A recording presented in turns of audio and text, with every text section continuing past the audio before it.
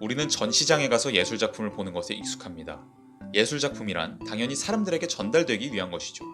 그림이나 조각은 사람들에게 보여지기 위한 것이고, 음악은 사람들에게 들려지기 위한 것이며, 연극은 사람들 앞에서 공연되기 위한 것입니다. 그런데 예술작품이 항상 사람들에게 공개되기 위한 것만은 아니었습니다. 독일의 철학자이자 문화비평가인 발터 베냐민은 예술작품에는 서로 다른 두 종류의 가치가 있다고 주장했습니다. 바로 전시를 위한 가치와 숭배를 위한 가치인데요. 조금 더 짧게는 전시 가치와 제의 가치라고 부릅니다. 전시 가치는 말 그대로 사람들에게 보여지는 것과 관련된 가치입니다.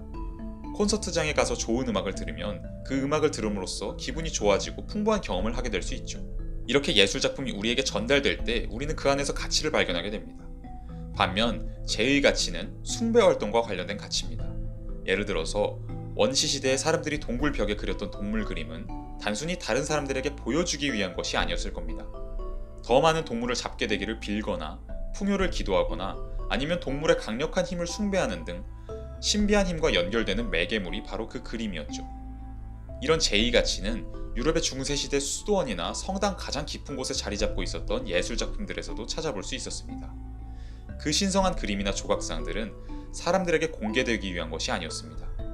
오직 허락된 소수의 사람만이 신과의 연결을 위해 그 작품을 볼 수가 있었죠.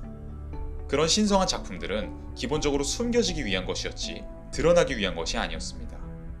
베냐민은 먼 옛날에는 예술작품에서 제의 가치가 훨씬 더 중요했지만 현대에 이르면서 전시 가치가 더 중요해졌다고 주장합니다. 이제 예술은 감추기 위한 것이 아니라 드러내기 위한 것이 되었습니다. 여러 곳으로 자유롭게 옮길 수 있는 흉상은 사원의 깊숙한 곳에 고정되어 있는 신상보다 훨씬 더 많은 대중들에게 더 공개적인 장소에서 보여질 수 있습니다. 시골의 한 성당 유리창에 수놓아진 모자이크보다는 액자 안에 들어있는 그림 작품이 훨씬 더 쉽게 다양한 사람들에게 전시될 수 있죠.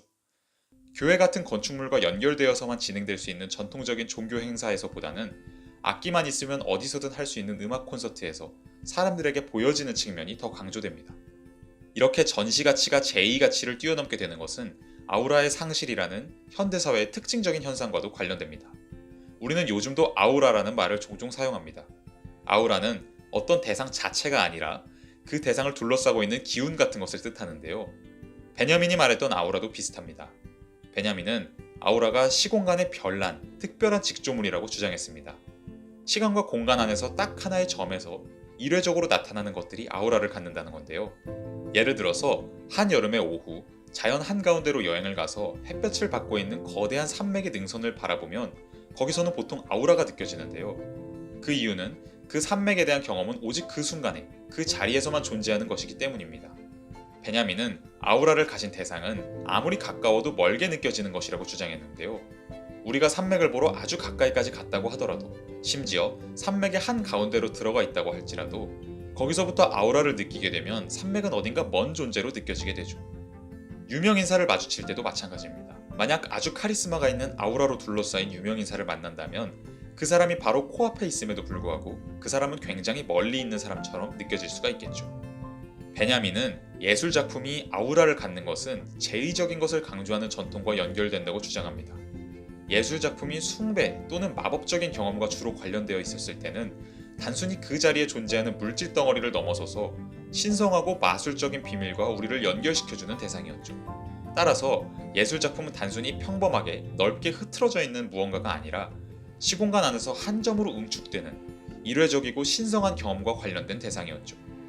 우리가 여전히 소위 예술작품이라는 것을 경험하러 갈 때 뭔가 진지해야 될 것 같고 뭔가 특별한 의미를 찾으려고 해야 될 것 같고 가까이 갈 수 없는 아우라 같은 것을 느껴야 한다고 생각하는 이유는 바로 예술작품 안에서 종교적이고 마법적인 요소를 찾으려 하는 전통이 남아있기 때문일지도 모릅니다. 우리는 모나리자 원본과 모나리자 복제품 사이에는 절대 극복할 수 없는 차이가 존재한다고 생각하는데요. 그 이유는 모나리자 원본이 그 어떤 복제품으로도 대체할 수 없는 자신만의 특별한, 거의 신성함에 가까운 가치를 품고 있다고 생각하기 때문입니다. 그런데 베냐민은 현대에 들어 예술작품이 가진 아우라가 쇠퇴하게 되었다고 주장하는데요. 이미 예술작품에서 제의가치에 비해 전시가치가 중요해지게 되는 순간부터 아우라는 조금씩 줄어들 수밖에 없었을 겁니다. 예술 안에서 마법을 찾으려고 하는 게 아니라 사람들에게 보여지기 위한 가치를 찾는 것이니까요.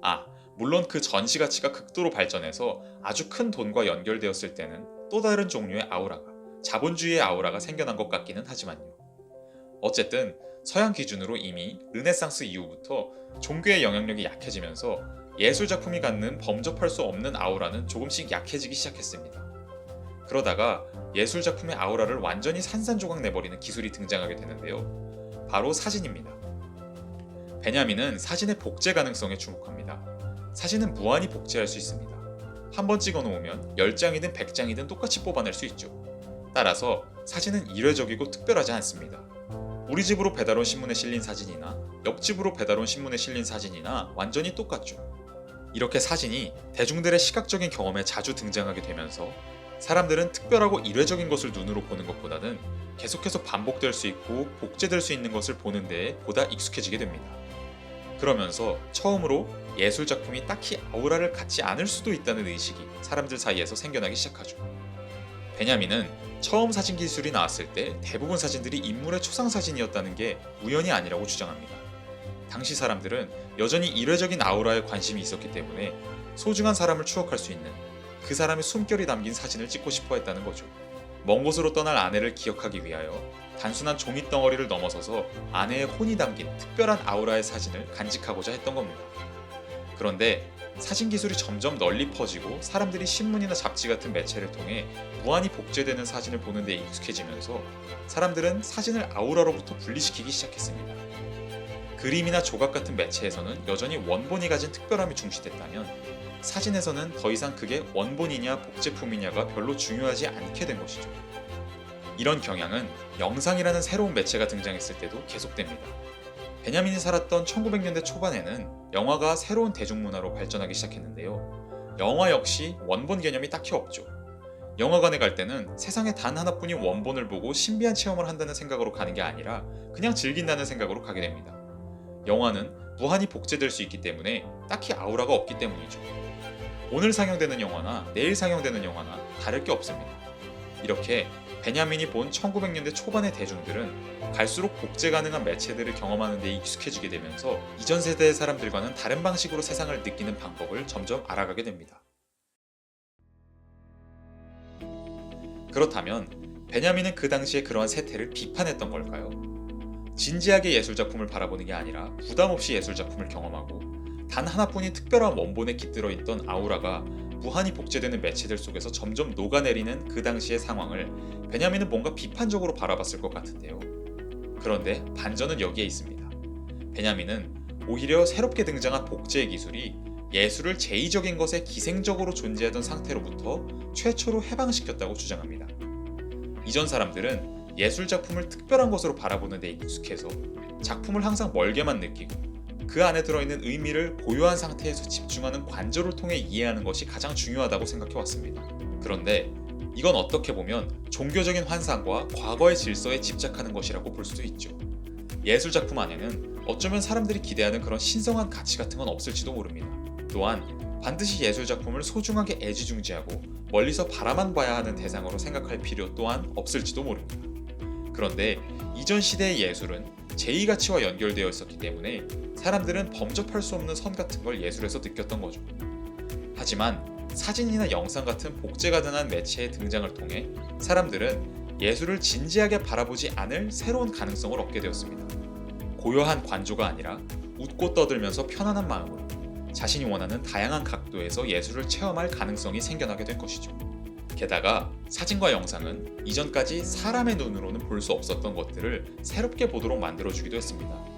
클로즈업이나 슬로우 모션 같은 다양한 촬영 기술은 평소 인간의 시선에서는 볼 수 없었던 각도에서 현실을 바라볼 수 있도록 만들어주죠. 이런 특징을 두고 베냐민은 우리가 의식을 통해서만 바라보던 공간에 무의식이 들어설 수 있게 되었다고 주장하는데요. 즉, 인간 안의 여러 가지 기능들을 통해 걸러진 결과물만을 보는 우리의 의식적인 경험과 달리 사진이나 영상은 인간 정신에 의해 걸러지지 않은 날 것 그대로의 시각을 보여주기 때문에 우리가 미처 모르고 지나쳤던 현실의 다양한 측면을 파악할 수 있도록 도와준다는 거죠.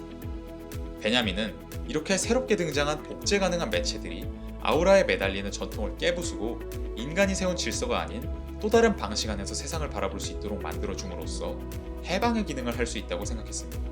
새로운 종류의 경험을 하게 해주는 새로운 기술들은 감옥과도 같은 이 대도시에, 반복적인 노동이 가득한 이 현대인들의 희망 없는 공간에 균열을 일으키는 다이너마이트의 역할을 할 수 있다고 본 것이죠. 즉, 베냐민은 새로운 매체의 등장을 단순히 예술과 관련된 일로만 바라봤던 게 아니라 사람들이 새로운 감각을 익힘으로써 세상을 다른 각도에서 바라보고 세상을 변화시킬 수 있는 가능성과 연결되는 일로 바라봤던 겁니다. 이런 의미에서 베냐민은 찰리 채플린의 영화나 미키마우스 같은 애니메이션을 매우 긍정적으로 평가했습니다. 베냐민의 시대 이후로 80년에서 90년 정도가 지난 지금 사진과 영상은 완전히 우리 삶을 잠식한 매체가 되었는데요. 이 속에서 과연 우리는 베냐민이 말했던 해방적인 기능을 발견하고 있을까요? 아니면 그 안에서 또 다른 종교를 만들고 거기서 아우라를 찾으려 하고 있을까요?